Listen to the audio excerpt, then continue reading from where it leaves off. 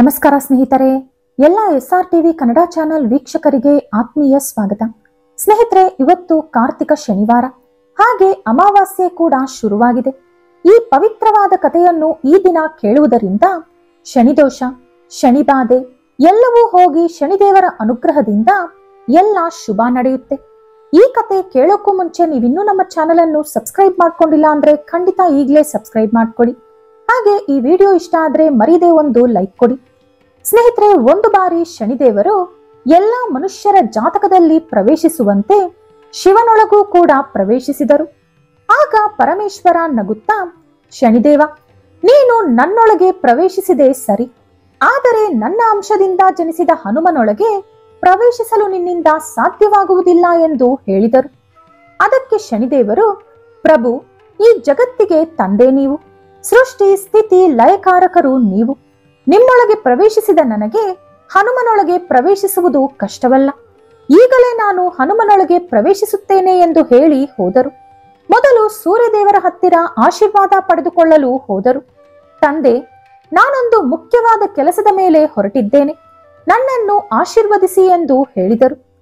ಆ ಮುಖ್ಯವಾದ ಕೆಲಸ ಏನೆಂದು ತಿಳಿದುಕೊಂಡ ಸೂರ್ಯದೇವರು, ಕುಮಾರ ಶನಿ, ನೀನು ನನ್ನ ಮಗ, ಆದರೆ ಹನುಮ ನನ್ನ ಮಗನಿಗಿಂತಲೂ ಹೆಚ್ಚು ನನ್ನ ಪ್ರಿಯ ಶಿಷ್ಯ. ಕೇವಲ ಹೆಸರಿಗೆ ಮಾತ್ರವೇ ಅವನು ನನ್ನ ಶಿಷ್ಯ, ಆದರೆ ಸಕಲ ದೇವತೆಗಳ ಸ್ವರೂಪ ಹನುಮ. ನೀನು ಸುಖ ಸುಮ್ಮನೆ ಅವನ ತಂಟೆಗೆ ಹೋದರೆ ನಷ್ಟ ಅನುಭವಿಸುತ್ತೀಯ. ಹನುಮ ಎಷ್ಟು ಬಲಶಾಲಿ ಎಂದು ನಿನಗೆ ಗೊತ್ತಾ? ಅವನು ಹುಟ್ಟಿದ 6ನೇ ದಿನದಂದು ಸ್ವತಃ ಸೂರ್ಯನನ್ನು, ಅಂದರೆ ನಿನ್ನ ತಂದೆಯನ್ನೇ ನುಂಗಲು ಬಂದಿದ್ದ. ಆ ಸಮಯದಲ್ಲಿ ಅವನಿಗೆ ಯಾವ ವರ ಆಶೀರ್ವಾದ ಇರಲಿಲ್ಲ. ಆದರೆ ಆ ಸಂಘಟನೆಯ ನಂತರ ಎಲ್ಲ ದೇವಾನುದೇವತೆಗಳು ಒಂದೊಂದು ವರವನ್ನು ಕೊಡುವ ಮೂಲಕ ಹನುಮನನ್ನು ಎಷ್ಟೋ ಶಕ್ತಿಶಾಲಿಯನ್ನಾಗಿ ಮಾಡಿದ್ದಾರೆ. ಶಕ್ತಿ ಇಲ್ಲದ ಸಮಯದಲ್ಲೇ ಅಷ್ಟೊಂದು ಪರಾಕ್ರಮ ಪ್ರದರ್ಶಿಸಿದ ಹನುಮ ಈಗ ಯಾವ ರೀತಿ ಇರಬಹುದೆಂದು ನಿನ್ನ ಆಲೋಚನೆಗೆ ಬಿಟ್ಟಿದ್ದು ಅಂದರು ಸೂರ್ಯದೇವರು. ಆ ಸಮಯದಲ್ಲಿ ಹನುಮನ ಬಗ್ಗೆ ಯಾವ ಮಾಹಿತಿಯೂ ಶನಿದೇವರಿಗೆ ತಿಳಿದಿರಲಿಲ್ಲ. ಅವರು ಸೂರ್ಯದೇವರೊಂದಿಗೆ, ತಂದೆ, ಇದ್ಯಾವುದೂ ನನಗೆ ಗೊತ್ತಿಲ್ಲ. ನೀವು ಹನುಮ ಪುಟ್ಟ ಮಗು ಎಂದು ಕರುಣೆ ತೋರಿಸಿರಬಹುದು, ಆದ್ದರಿಂದಲೇ ನಿಮ್ಮನ್ನು ನುಂಗಲು ಬಂದಿರುತ್ತಾನೆ. ಆದರೆ ನಾನು ಹಾಗಲ್ಲ. ಕೆಲಸದ ವಿಚಾರಕ್ಕೆ ಬಂದರೆ ನಾನು ಯಾರ ಮೇಲೆಯೂ ಕರುಣೆ ತೋರಿಸುವವನಲ್ಲ. ತಂದೆ, ಹನುಮ ಒಬ್ಬ ವಾನರ, ಯಾವಾಗಲೂ ರಾಮನಾಮ ಜಪ ಮಾಡುತ್ತಾ ಕಾಡಿನಲ್ಲಿ ಕುಳಿತಿರುತ್ತಾನೆ. ಯಾವುದೇನೇ ಆಗಲಿ ಎಂದು ನಾನು ಅವರನ್ನು ಹಿಡಿದುಕೊಳ್ಳದೆ ಬಿಡುವುದಿಲ್ಲ ಅಂದರು ಶನಿದೇವರು. ಅದಕ್ಕೆ ಸೂರ್ಯದೇವರು, ನೀನು ಹೋಗಲು ನಿಶ್ಚಯಿಸಿಕೊಂಡ ಮೇಲೆ ನನ್ನ ಸಲಹೆ ಬೇಡಲು ಬಂದಿದ್ದೇಕೆ? ನಾನು ನಿನ್ನನ್ನು ಆಶೀರ್ವದಿಸುವುದಿಲ್ಲ, ಏಕೆಂದರೆ ಇದು ನೀನು ಸೋಲುವಂತಹ ಯುದ್ಧ. ನಾನು ಒಂದು ವೇಳೆ ನಿನಗೆ ಗೆಲುವು ಸಿಗಲಿ ಎಂದು ಆಶೀರ್ವಾದ ಮಾಡಿದರೆ ನನ್ನ ಮಾತು ಸುಳ್ಳಾಗುತ್ತೆ. ಒಂದು ವೇಳೆ ನನ್ನ ಮಾತು ನಿಜವಾದರೆ ಎಲ್ಲಾ ದೇವತೆಗಳು ಹನುಮನಿಗೆ ಕೊಟ್ಟಂತ ವರ ಸುಳ್ಳಾಗುತ್ತೆ. ಹಾಗಾಗಿ ನಾನು ನಿನಗೆ ಆಶೀರ್ವಾದ ಮಾಡದಿರುವುದೇ ಒಳ್ಳೆಯದು. ಹನುಮ ನನ್ನ ಪ್ರಿಯ ಶಿಷ್ಯ, ಪುಣ್ಯಾತ್ಮರಲ್ಲಿ ಪುಣ್ಯಾತ್ಮ, ಪವಿತ್ರರಲ್ಲಿ ಅತಿ ಪವಿತ್ರವಾದವನು. ಭಕ್ತಿಯನ್ನು ಹೊರತುಪಡಿಸಿ ನಿನ್ನ ಛಲ, ಅಹಂಕಾರ, ಗರ್ವ ಅವನ ಮುಂದೆ ಕೆಲಸ ಮಾಡಲ್ಲ. ಇಲ್ಲಿಂದ ಮೊದಲು ಹೊರಡು ಅಂದರು ಸೂರ್ಯದೇವರು. ಆಗ ಶನಿದೇವರು, ತಂದೆ, ನೀವು ನನಗೆ ಆಶೀರ್ವಾದ ಮಾಡಿದರೂ ಮಾಡದಿದ್ದರೂ ನನ್ನ ಕೆಲಸ ನಾನು ಮಾಡುತ್ತೇನೆ. ಇಂದು ಹನುಮನನ್ನು ನಾನು ಹಿಡಿದುಕೊಳ್ಳುತ್ತೇನೆ ಎಂದು ಹೇಳಿ ಹೋದರು. ಆ ಸಮಯದಲ್ಲಿ ಹನುಮ ಗಂಧಮಾದನ ಪರ್ವತದ ಮೇಲೆ ಕುಳಿತಿದ್ದರು. ಅದು ಸೂರ್ಯ ಉದಯಿಸುತ್ತಿರುವ ಸಮಯ. ಅಂದು ಶನಿವಾರ ಬೇರೆ. ಯಾವಾಗಲೂ ಶನಿವಾರದಂದು ಶನೀಶ್ವರನ ಶಕ್ತಿ ದುಪ್ಪಟ್ಟು ಬೆಳೆಯುತ್ತದೆ. ಶನಿದೇವರು ಆಂಜನೇಯನನ್ನು ಹಿಡಿದುಕೊಳ್ಳಲು ಬಂದರು. ಹನುಮ ಅಷ್ಟೊತ್ತಿಗಾಗಲೇ ಸ್ನಾನ ಮುಗಿಸಿಕೊಂಡು ಸೂರ್ಯದೇವರಿಗೆ ಆರ್ಘ್ಯ ಸಮರ್ಪಿಸಿ ಒಂದು ಸ್ವಚ್ಛವಾದ ಕಲ್ಲಿನ ಮೇಲೆ ಕುಳಿತುಕೊಂಡು ಶ್ರದ್ಧಾ ಭಕ್ತಿಯಿಂದ ರಾಮಜಪ ಮಾಡಲು ತಯಾರಾಗುತ್ತಿದ್ದರು. ಹನುಮ ಯಾವಾಗಲೂ ಕೂಡ ದಿನವಿಡೀ ಶ್ರೀರಾಮನ ಧ್ಯಾನದಲ್ಲೇ ಕಳೆಯುತ್ತಾರೆ. ಅವರಿಗೆ ಶ್ರೀರಾಮನ ಜಪ ಮಾಡುವಾಗ ಹಸಿವು, ದಾಹ ನೆನಪಿಗೂ ಕೂಡ ಬರುವುದಿಲ್ಲ. ಹಗಲು ರಾತ್ರಿ ಗೊತ್ತಾಗುವುದಿಲ್ಲ. ಹನುಮ ಒಂದು ಸಾರಿ ಧ್ಯಾನದಲ್ಲಿ ಕುಳಿತುಕೊಂಡರೆ ತಾವಾಗೇ ಏಳಬೇಕೇ ಹೊರತು ಯಾರೂ ಅವರನ್ನು ಎಚ್ಚರಗೊಳಿಸಲು ಸಾಧ್ಯವಾಗುವುದಿಲ್ಲ. ಆದರೆ ಈಗ ಧ್ಯಾನಕ್ಕೆ ಸಿದ್ಧವಾಗುತ್ತಿರುವ ಸಮಯದಲ್ಲಿ ಅಲ್ಲಿಗೆ ಬಂದ ಶನಿದೇವರು, ಓ ವಾನರವೀರ ಹನುಮ, ಹೇಗಿದ್ದೀರಿ ಎಂದು ಕೇಳಿದರು.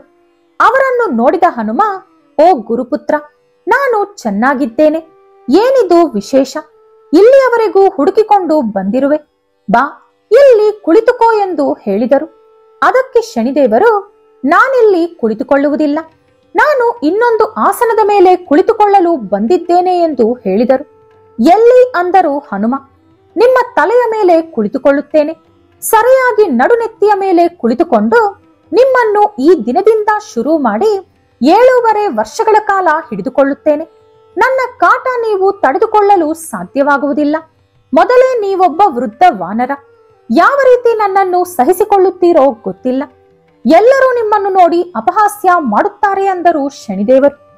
ಅದಕ್ಕೆ ಹನುಮ, ಕುಮಾರ ಶನಿ, ಮೊದಲೇ ನಾನೊಬ್ಬ ವೃದ್ಧ. ನೆಮ್ಮದಿಯಾಗಿ ರಾಮನಾಮ ಜಪ ಮಾಡುತ್ತಾ ಕುಳಿತಿದ್ದೇನೆ. ಹೆಂಡತಿ ಮಕ್ಕಳು ಎಂಬ ಬಂಧನದೊಳಗೆ ಸಿಲುಕಿಕೊಳ್ಳದೆ ಒಂಟಿಯಾಗಿ ರಾಮನಾಮ ಜಪ ಮಾಡುತ್ತಾ ದಿನಗಳು ಕಳೆಯುತ್ತಿದ್ದೇನೆ. ಈ ವಯಸ್ಸಿನಲ್ಲಿ ಇಂಥ ಒಂದು ಪ್ರಶಾಂತವಾದ ಜಾಗದಲ್ಲಿ ನೆಮ್ಮದಿಯಾಗಿರುವ ನನ್ನನ್ನು ಬಂದು ನೀನು ಹಿಡಿದುಕೊಂಡರೆ ನಿನಗೆ ಬರುವಂತ ಲಾಭ ಏನು? ಯಾರೋ ಒಬ್ಬ ರಾಜನನ್ನು ಹಿಡಿದುಕೊಂಡರೆ ಅರ್ಥ ಇದೆ, ಶ್ರೀಮಂತನನ್ನು ಹಿಡಿದುಕೊಂಡರೆ ಅರ್ಥ ಇದೆ, ಒಬ್ಬ ವಿದ್ಯಾರ್ಥಿಯನ್ನು ಹಿಡಿದುಕೊಂಡರೆ ಅರ್ಥ ಇದೆ, ಒಬ್ಬ ಸಂಸಾರಿಯನ್ನು ವ್ಯಾಪಾರಿಯನ್ನು ಹಿಡಿದುಕೊಂಡರೆ ಅರ್ಥ ಇದೆ. ಅದೆಲ್ಲ ಬಿಟ್ಟು ನನ್ನಂತ ವೃದ್ಧ ವಾನರನನ್ನು ಹಿಡಿದುಕೊಂಡರೆ ಪ್ರಯೋಜನವೇನು?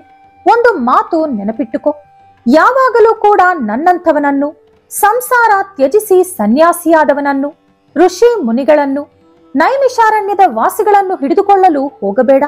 ಹೋಗಲಿ, ಏನೋ ಋಷಿ ಮುನಿಗಳ ತಂಟೆಗೆ ಹೋದೆ ಅಂದರೂ ಕೂಡ ಒಂದು ಅರ್ಥವಿದೆ. ಏಕೆಂದರೆ ಅವರೊಬ್ಬ ಮಾನವರು, ಆದರೆ ನಾನೊಬ್ಬ ವಾನರ.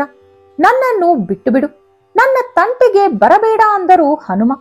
ಅದಕ್ಕೆ ಶನಿದೇವರು, ಹನುಮ, ನಾನು ನಿಮ್ಮ ತಂಟೆಗೆ ಬರಬಾರದು ಅಂದುಕೊಂಡಿದ್ದರೆ ಇಲ್ಲಿಯವರೆಗೂ ಬರುತ್ತಲೇ ಇರಲಿಲ್ಲ. ನನ್ನ ತಂದೆಯ ಮಾತನ್ನು ವಿರೋಧಿಸಿ ಇಲ್ಲಿಯವರೆಗೂ ಬಂದಿದ್ದೇನೆ. ಪರಮೇಶ್ವರ ನಿಮ್ಮನ್ನು ನಾನು ಜಯಿಸಲು ಸಾಧ್ಯವಿಲ್ಲ ಎಂದು ಹೇಳಿದರು. ಈ ರೀತಿ ಎಲ್ಲರೂ ನಾನು ನಿಮ್ಮ ಹತ್ತಿರ ಬರುವುದನ್ನು ವಿರೋಧಿಸುತ್ತಲೇ ಬಂದರು. ಹಾಗಾಗಿ ನಿಮ್ಮ ಮೇಲೆ ಗೆಲುವು ಸಾಧಿಸಬೇಕು ಎಂಬ ಛಲ ನನಗೆ ಹೆಚ್ಚಾಯಿತು. ನಾನೀಗ ನಿಮ್ಮನ್ನು ಹಿಡಿದುಕೊಂಡರೆ ಅವರೆಲ್ಲರ ಹತ್ತಿರ ನನ್ನ ಮರ್ಯಾದೆ ಗೌರವ ಹೆಚ್ಚಾಗುತ್ತದೆ ಅಂದರು ಶನಿದೇವರು. ಅದಕ್ಕೆ ಹನುಮ, ಶನಿ, ನಿನ್ನನ್ನು ಬಂಧಿಸಿಟ್ಟಿದ್ದ ರಾವಣನಿಂದಲೂ ನನ್ನನ್ನು ಹಿಡಿದುಕೊಳ್ಳಲು ಸಾಧ್ಯವಾಗಲಿಲ್ಲ. ನೀನು ಯಾವ ರೀತಿ ನನ್ನನ್ನು ಹಿಡಿದುಕೊಳ್ಳಬಲ್ಲೆ ಎಂದು ಕೇಳಿದರು. ಅದಕ್ಕೆ ಶನಿದೇವರು, ಹನುಮ, ಅದು ತ್ರೇತಾಯುಗದಲ್ಲಿ ನಡೆದಂತ ಕತೆ. ಆಗ ನೀವೊಬ್ಬ ಯುವಕ, ನಿಮಗೆ ಶಕ್ತಿ ಜಾಸ್ತಿ ಇತ್ತು. ನಾನೊಬ್ಬ ಬಾಲಕನಾಗಿದ್ದೆ. ಆದರೆ ಈಗ ವಿಚಾರ ಬೇರೆ. ಈಗ ನಾನು ಯುವಕ, ನನಗೆ ಶಕ್ತಿ ಜಾಸ್ತಿ ಇದೆ. ನೀವೊಬ್ಬ ವೃದ್ಧ ವಾನರ. ನನ್ನ ಶಕ್ತಿಗೆ ನೀವು ಸಮಾನರಲ್ಲ. ನಾನೀಗ ನಿಮ್ಮ ತಲೆಯ ಮೇಲೆ ಕುಳಿತುಕೊಳ್ಳುತ್ತೇನೆ ಅಂದರು ಶನಿದೇವರು. ನಾನು ತಡೆಯುವುದಿಲ್ಲ, ಹಾಗೆ ಮಾಡು ಅಂದರು ಹನುಮ. ಆಂಜನೇಯನಿಗೆ ಒಂದು ಅಭ್ಯಾಸವಿದೆ.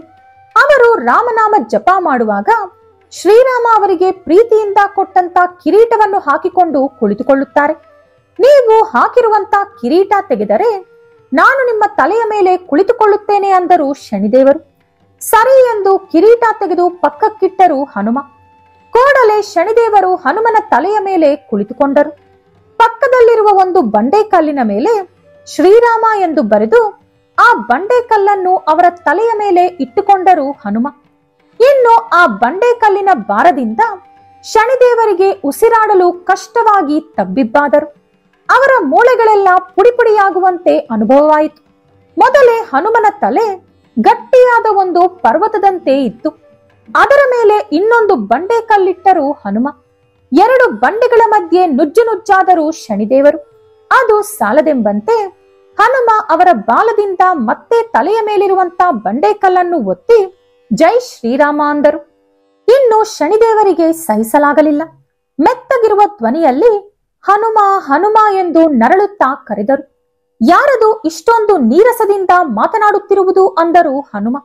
ಇದು ತಮಾಷೆಗೆ ಸಮಯವಲ್ಲ, ನಾನೇ ಶನಿ, ನಿಮ್ಮ ಗುರುಪುತ್ರ ಅಂದರು ಶನಿದೇವರು. ಅಯ್ಯೋ ಗುರುಪುತ್ರ, ನೀನಾ ಮಾತನಾಡುತ್ತಿರುವುದು ಎಂದು ತಲೆಯ ಮೇಲಿರುವಂತ ಬಂಡೆಕಲ್ಲನ್ನು ತೆಗೆದರು ಹನುಮ.